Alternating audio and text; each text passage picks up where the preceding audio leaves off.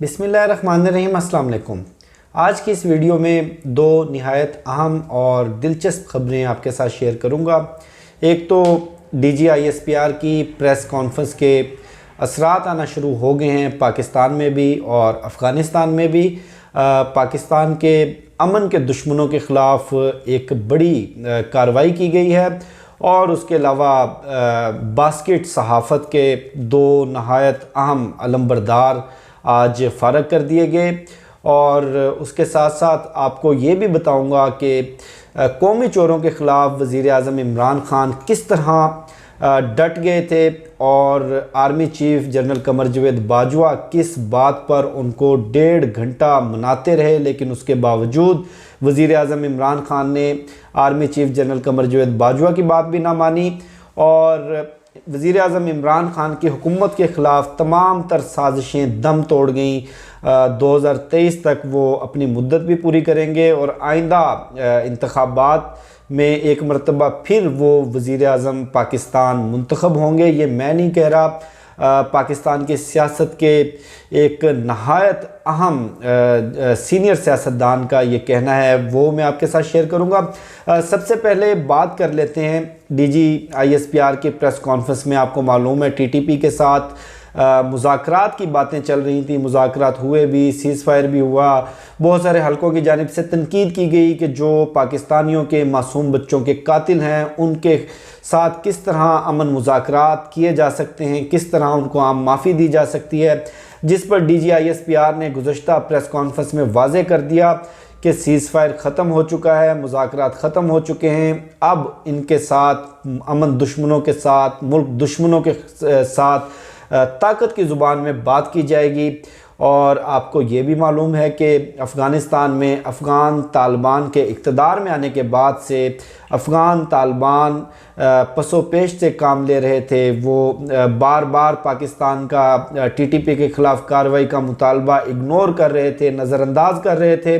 आज नंगरहार के अंदर, जो कि पाक अफ़गान बॉर्डर के करीब अफ़गानिस्तान के एक सूबा है, एक बड़ी कार्रवाई की गई और उस कार्रवाई में मुबैना तौर पर मोहम्मद खुरासानी, जो कि TTP के तर्जुमान हैं, उनकी हलाकत की खबरें अब तक आई हैं। TTP का दावा यह है कि खालिद बल्ती की हलाकत कही जा सकती है। मोहम्मद खुरासानी अभी तक फ़िलहाल महफूज हैं, लेकिन इस पूरे मामले में सबसे अहम जो पहलू है वो ये कि पाकिस्तान ने अफ़गानिस्तान के अंदर घुसकर कार्रवाई की है और चाहे खालिद बल्ती हो, चाहे मोहम्मद खुरासानी हो। और ये भी कहा जाता है कि खालिद बल्ती ही मोहम्मद खुरासानी हैं या मोहम्मद खुरासानी ही खालिद बल्ती हैं। ये एक ही शख्स के दो नाम हैं, लेकिन बहरहाल जो भी हैं, मीडिया के ऊपर तस्वीरें आ चुकी हैं।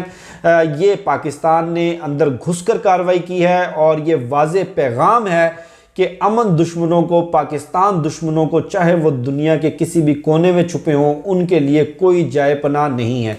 उसके साथ साथ आपको मालूम है कि टोकरा सहाफ़त करने वाले भी, आज़रबाईजानी बास्केटों के तोहफे लेने वाले भी मुल्क दुश्मन नस्तीन के सांप हमारे इर्द गिर्द पाए जाते हैं, जिनमें कुछ लोग तो आपके सामने आ ही चुके हैं, वो भी अपने नादान दोस्तों की बदौलत, जिनमें हामिद मीर और सलीम साफ़ी जैसे लोग भी हैं। आज इंडिपेंडेंट उर्दू ने दो मज़ीद सहाफ़ियों को अपने इदारे से फ़ारग कर दिया, जिनमें एक तो तलत हुसैन साहब हैं और दूसरी एक ख़ातून जर्नलिस्ट हैं। वो भी अपनी जहरीली ट्वीट से, अपने कॉलम से पाकिस्तान के इदारों के ख़िलाफ़ और पाकिस्तान की रियासत के ख़िलाफ़ जिस तरह का वो जहर उगलते हैं, और इसका इल्ज़ाम भी उन्होंने पाकिस्तान के इदारों पर ही लगाया। भाई, इंडिपेंडेंट उर्दू एक बरतानवी इदारा है, उसका पाकिस्तान के इदारों से कोई लेना देना नहीं। उन्होंने आपको हायर किया, उन्होंने आपको जो आपकी हायरिंग की वो एक बिज़नेस पर्पज़ पे की। जिस तरह मीर शकीलुर रहमान साहब ने एक मरतबा सुप्रीम कोर्ट ऑफ पाकिस्तान में कहा था कि मैं कोई सहाफ़त नहीं चला रहा, मैं कोई लोगों की तरबियत का इंस्टीट्यूट नहीं चला रहा, ये मेरा धंधा है, ये मेरा बिज़नेस है, जिसमें प्रॉफिट एंड लॉस की बुनियाद के ऊपर मैं ये सारा कारोबार चला रहा हूँ, ये मेरी बिजनेस एम्पायर है।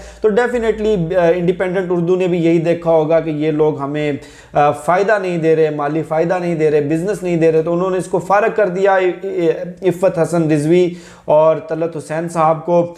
लेकिन माजी की तरह उन्होंने अपना जहर इदारों पर ही उगला है। अब ज़रा बात आ जाए वज़ीर आज़म इमरान खान, जिनका मिशन ही करप्शन करने वालों को, कौमी ख़जाना लूटने वालों को जेलों में डालना था, उनका सख्त तरीन एहतसाब करना था। आपको पता है कि जब वज़ीर आज़म इमरान खान हुकूमत में आए, इक़्तिदार में आए, तो आसिफ अली ज़रदारी को जेल में डाला, ख्वाजा साद रफ़ीक को जेल में डाला, शहबाज शरीफ को जेल में डाला, खुर्शीद शाह साहब को जेल में डाला। यानी कि तमाम जो जिन जिन पर करप्शन के इल्ज़ामात थे उन सब को उठाकर जेलों में डाला गया। लेकिन बाद में बहरहाल उनकी ज़मानतें होंगी, ज़मानतें कैसी हुई ये भी मैं आपको बताऊंगा। आज एहतशामुल हक साहब और सोनिया सत्ती साहिबा, जिनके शो का मैं प्रोड्यूसर भी हूँ पब्लिक न्यूज़ पर, आज हम गए खुर्शीद शाह साहब के पास इंटरव्यू करने के लिए। खुर्शीद शाह साहब ने कुछ बड़े अहम इंकशाफात किए।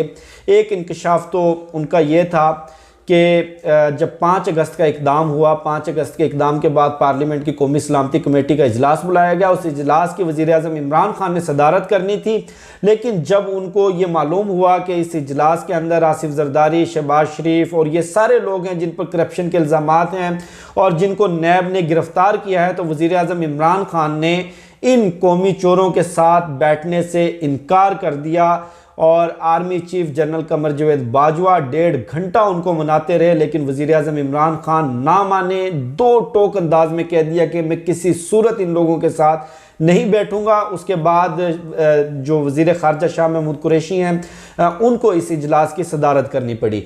खुर्शीद शाह साहब का ये भी कहना था कि जो पीडीएम के मार्च से पहले जो पीपल्स पार्टी ने 27 फरवरी को महंगाई मार्च का ऐलान किया है कराची से इस्लामाबाद तक, उनका ये वजाहत से ये उनका बताना था कि हमारा मकसद हुकूमत गिराना नहीं है, हमारा मकसद जमहूरियत को डीरेल करना नहीं है, हम सिर्फ अवामी सेंटिमेंट्स को एड्रेस करना चाहते हैं। मीडिया जो हमारे ऊपर इल्ज़ामात लगाता है कि इतनी महंगाई है, इतने मसाइल हैं, आप लोग अपोजिशन का किरदार अदा नहीं कर रहे, हम सिर्फ उन सेंटिमेंट्स को एड्रेस करने के लिए आना चाहते हैं।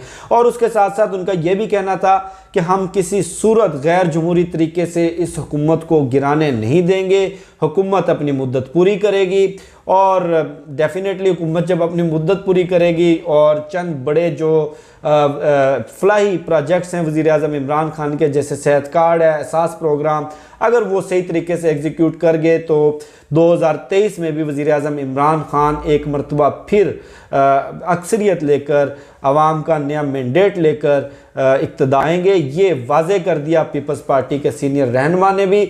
और सबसे जो दिलचस्प नुक्ता था उनकी गुफ्तगू का वो ये था कि करप्शन करने वाले पकड़े क्यों नहीं जाते, उन पर इल्ज़ामात साबित क्यों नहीं होते। ये खुर्शीद शाह साहब ने ख़ुद बता दिया।